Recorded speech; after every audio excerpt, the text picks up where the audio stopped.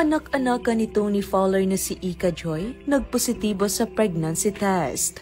Naging mainit at pinag-uusapan ngayon ang ilang mga naging tagpo sa latest episode ng reality show ng Toro Family na may pamagat na Square One.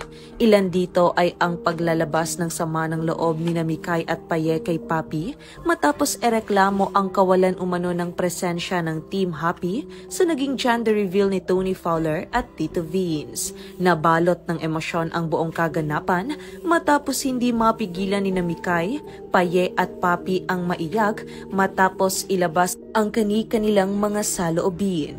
Maging si Mommy Tony Fowler ay naging emotional rin matapos ipaalam kina Papi at Harvey ang matagal niya ng kinikimkim na sama ng loob laban sa mag-asawa. Samantala, isa pa sa pinag-uusapan ngayon ay ang pagpopositibo sa pregnancy test ng anak-anakan ni Tony Fowler na si Ika Joy. Out of curiosity kasi ay naisipan ni Tyronia at Ika na subukan ang pregnancy test sa kanilang bahay.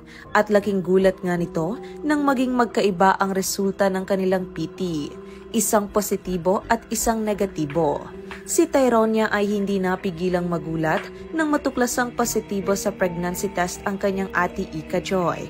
Dahil sa meron ngang subject na sex education si Tyronia sa kanyang pinapasukang paaralan, aware siya sa kung paano nagiging positibo ang isang babae sa pregnancy test. Kaya naman, labis na pagtatanong ang kanyang ginawa kay Ika Joy sa kung may ginawa ba itong kababalaghan dahilan upang mag-positive ito sa PT.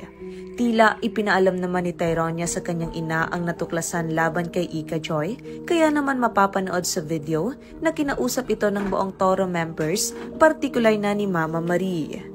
Labis ngang ipinagtataka ni Mama Marie kung bakit hindi man lang raw exaggerated ang reaksyon ni Ika sa pagtangging siya ay buntis. Dahilan para mapaisip si Mama Marie na marahil ay totoo talaga itong buntis. Mga pahayag ni Mama Marie, "Hindi ko nakikita sa iyo yung reaksyon. Hindi po. Hindi ko po alam kung bakit ganito. Hindi ko po alam. Mali po yan. Kahit magpa-check up pa tayo. Ganto. Bakit walang ganon kung wala kang ginagawang masama?" Sa huling bahagi nga ng video mapapanood na tila sumailalim si Ika Joy sa pagpapa-ultrasound para malaman kung totoo nga bang buntis ito. Samantala, iba-iba naman ang mga naging reaksyon at komento ng netizens sa eksenang ito. Baka may PCOS, nag-false positive kasi yon. Haha, walang hiya kung totoo man yan. Dapat dyan, ibalik na lang sa totoong mga magulang o kamag-anak yan si Ika. Kasi kawawa si Tony kung pati yan iaasa sa kanya. Sayang ng pagpapaaral sa kanya.